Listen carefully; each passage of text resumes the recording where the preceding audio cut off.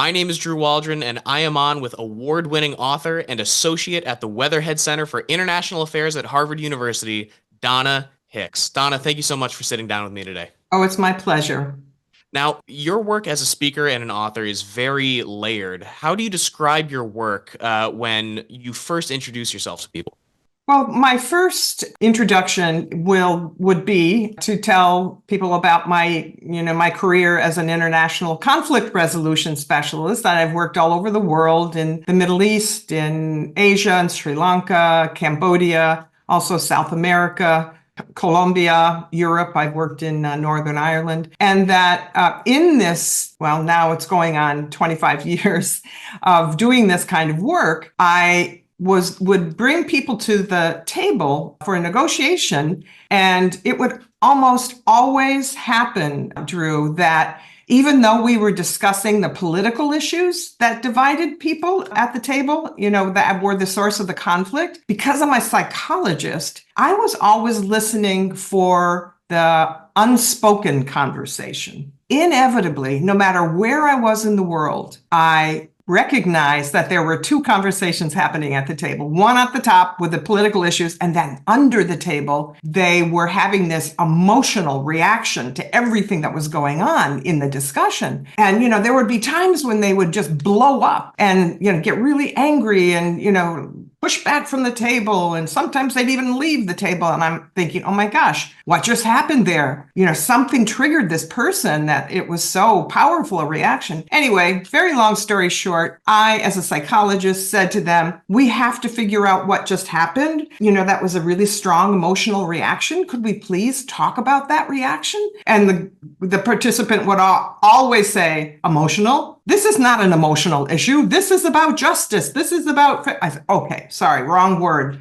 So finally, after many tries, Drew, I figured out that what they were reacting to were assaults to their dignity. And once I used that word dignity and said to them, let's say I was in another location doing a different conflict and I saw the same outburst, I would say to the person, oh my gosh, I just recognized that you probably felt your dignity was being assaulted in that context. And the guy would look at me and say, yeah, that's exactly what was happening. And it would open up the conversation. So in those years of trying to figure out the best way to have a resolution to these conflicts, I figured this word out. The dignity was the word that opened doors rather than slammed them shut. And after I wrote my first book, Dignity, Its Essential Role in Resolving Conflict, and it got out there, I thought I was going to be writing it and helping people in my community, international conflict resolution community. I did. I mean, that's true. I did help this missing link here, this dignity link that was always present in these conflicts. But I got calls from the corporate world, from healthcare, from higher education,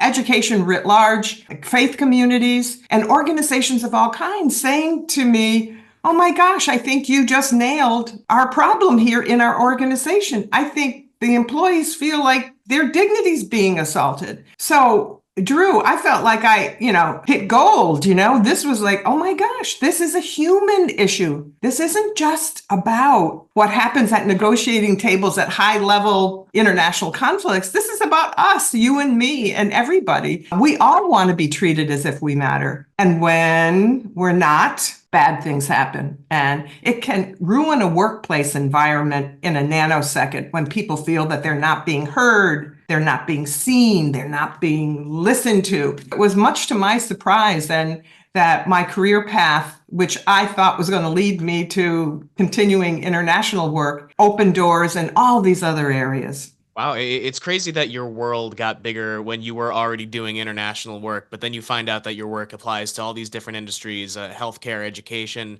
the American workplace. I think the best next question is, for those who don't know, what is the dignity model? How would you define that? Let me start with the definition, because so often, Drew, people equate dignity with respect. And if you just listen, to people talking or on the media, especially, people often just put that dignity and respect together as if it were one word. Oh yeah, we want to, make sure that we treat people with dignity and respect, but they're two different things. They're really two different things. The first, dignity is something that every single one of us, all human beings, are born with dignity, inherent value and worth. And that's the starting point of the dignity model, that you have to accept that every human being, everybody, dignity isn't something that's earned. I believe respect is earned. Dignity is something we have. And I always say, well, we are all born with dignity, but we're not necessarily born knowing how to act like it. So when I introduce the dignity model to people, that's the very first order of business. Make sure you understand that we're not talking about the same thing when we say dignity and respect. Respect has to be earned. Dignity, we're all born with it. We come into the world with it. Yeah, we got to learn how to act like it. And that's where I come into this picture, helping people, educating people about this really profound aspect of our shared humanity. You had mentioned that a lot of your work was applicable to the American workplace. What do you find are the biggest issues facing the companies that you work with in your work as a speaker? Well, it's pretty consistent, Drew, because when I went into the corporate world for the first time, any of these environments, corporate, healthcare, any of them, education, what I found was that when I would introduce what I call my 10 elements of dignity, the elements of dignity are 10 ways that people want to be treated if they were treated with dignity. People want their identity accepted. They want recognition. They want acknowledgement of the suffering they've endured. They want to be treated fairly. They don't want to be discriminated against. I mean, those are just a few of the 10. But when I went into the corporate world for the first time and introduced all of these elements of dignity, there was one that stood out that surprised me more than anything else. And that was the element of safety. And I thought, whoa, safety. And I make clear in my description of this element of safety that it's both physical safety and psychological safety as well. And 80% of the respondents that I asked about which of these elements was most commonly violated in their work environment, 80% of them said it was safety. Wow. And I thought, oh my gosh, tell me more about that. What feels unsafe? And they would consistently say, we don't feel safe to speak up when our bosses violate our dignity, when they do something that embarrasses us or humiliates us or treats us unfairly or fails to give us recognition often people would talk about being in staff meetings and the boss would say something that would just totally embarrass and humiliate someone, and they would just be terrified to speak up, So the most common work that I do, apart from just laying out the dignity elements, all the basic building blocks of dignity, because there's about 5 basic building blocks that I make sure everyone on the leadership team or in the organization also has an understanding of. And so once I go through all of that, I introduce this idea that I learned from studying neuroscience, the social neuroscience. I introduced this idea that what these neuroscientists have done in their research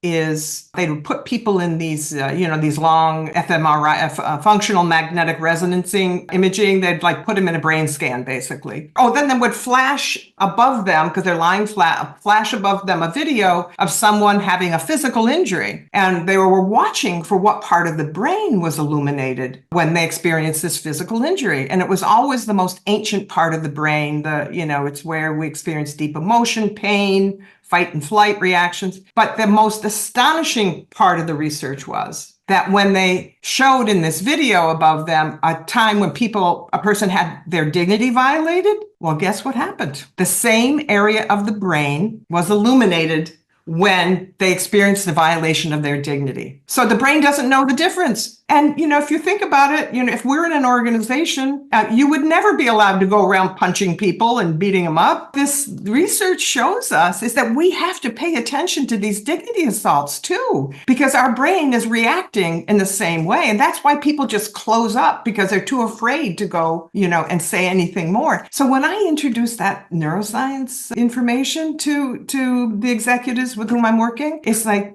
doors open. It's not just me, Donna, talking about my experiences with conflict and how people don't like to be treated badly. Yeah, I mean, we could all come to that conclusion, but the science, and this is about as hard as the science gets, is this brain research. That is absolutely fascinating. And I think once you sit down to think about it, it absolutely makes sense that, you are far more likely to experience an assault on your dignity than you are any life-threatening injury the way that humans would thousands of years ago. The neuroscience aspect is so fascinating. Now, when you take that information to some of the other clients you work with, like your healthcare clients, what do you find they are dealing with the most in the world of dignity, assaults on their dignity? Well, I think it's very similar. I mean, it's a very similar reaction that people in healthcare, if they feel like their higher ups, their bosses, leadership team violates their dignity, they won't say anything. They'll suck it up. In fact, one person said to me once in a healthcare environment,